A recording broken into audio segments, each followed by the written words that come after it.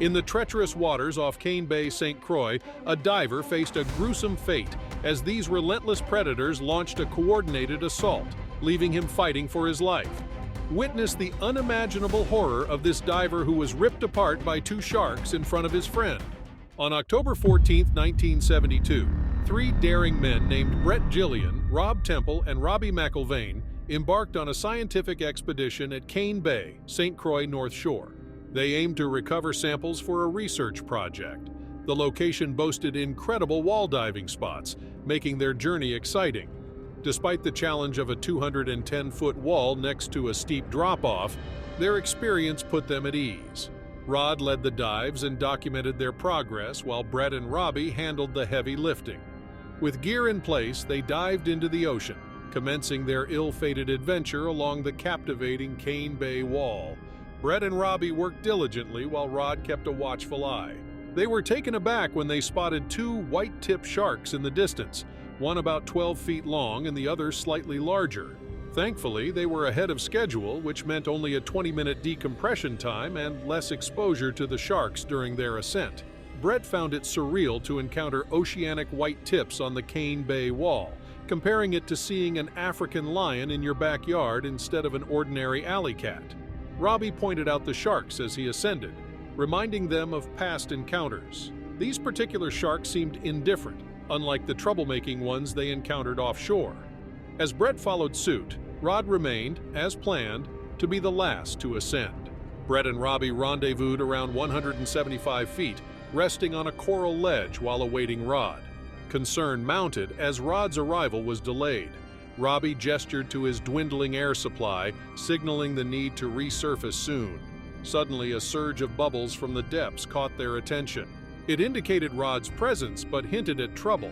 With better air reserves, Brett decided to send Robbie up while he descended to assist Rod. To his horror, Brett discovered Rod under attack. A massive shark had bitten Rod's left thigh, causing a torrent of blood. Frantically, Rod fought to repel the predator and stay afloat. Brett sprang into action, grasping the right shoulder harness strap to pull with all his might. Almost simultaneously, the second shark lunged at Rod's injured leg, viciously biting him. Rod fought back fiercely, gouging at the shark's eyes and gills, determined to protect himself and his friend. Meanwhile, Brett delivered powerful punches to the sharks' bodies to ward off the ravenous creatures as they mercilessly tore chunks of flesh from Rod's body. The two men bravely fought on, causing the sharks to writhe in pain. Suddenly, the predators released their grip on Rod, retreating back into the depths, desperately seeking safety. Brett glanced upward and caught sight of Robbie, who was frozen in horror, positioned about 100 feet above them. In a matter of seconds, the first shark returned, targeting Rod again and forcefully dragging him and Brett over the drop-off edge. The attack had only endured a minute, but the damage inflicted on Rod's body was severe. He had lost significant blood and tissue, causing him to go limp. Holding on to Rod's right harness strap tightly, Brett braced himself as the second shark reappeared. With a forceful bite, it clung onto them, propelling the pair downward along the wall's steep descent. Their descent accelerated rapidly. Brett's attempts to swim against the current proved futile as the relentless sharks continued to tear into Rod's defenseless form. As they sank deeper into the depths, Brett felt a glimmer of hope as Rod stirred, bravely fending off yet another attack. It was a testament to his resilience, and Brett's spirit soared, realizing his friend was still fighting to stay alive. Brett clung briefly to the edge of the drop-off wall, stopping their rapid descent. Suddenly, both sharks retreated once again, and Brett watched them circle their position about 10 feet away. Brett saw one of the sharks swallow the remains of Rod's lower left leg, while the other gulped a mouthful of flesh it had bitten and torn off Rod, who was only half conscious by now, looked up at his friend for the first time since the vicious assault began. He shook his head lightly and tried to push Brett away, hoping to spare Brett's life and buy him some time to escape. Brett tried to hold on to Rod's waist harness, but nothing was left to grab. The sharks had badly hurt Rod. Brett held Rod close to his chest and swam towards the surface, but the sharks attacked again. Rod screamed as the second shark took hold of him and shook him. The water turned red with blood and pieces of Rod's body. Brett couldn't do anything as he watched Rod's lifeless body disappear.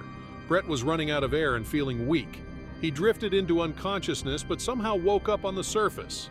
He had a slim chance of surviving, but there were still risks he had to face. Still, Brett swam as fast as he could towards the shore, but his legs started feeling numb. When he finally reached the beach, he could hardly stand.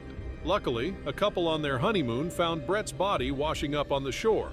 The wife was an ER nurse and recognized the signs of decompression sickness. After 2 days in the hospital, Brett was allowed to go home.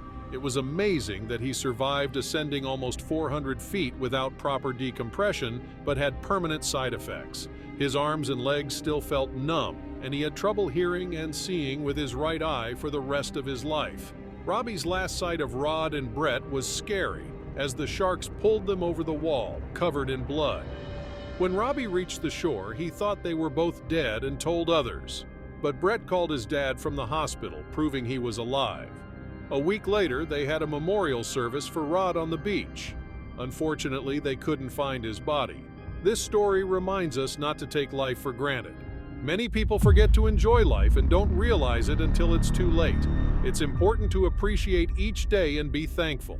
If you found this story as intriguing as we did, make sure to hit that subscribe button and join our community.